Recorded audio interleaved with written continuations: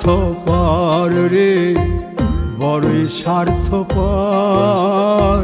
বুকের মাঝে জায়গা দিলে যতন কইরা ভাঙ্গে রে অন্তর। মানুষ বড়ই স্বার্থপর রে, বড়ই স্বার্থপর। বুকের মাঝে জায়গা দিলে যতন কইরা ভাঙ্গে রে অন্তর।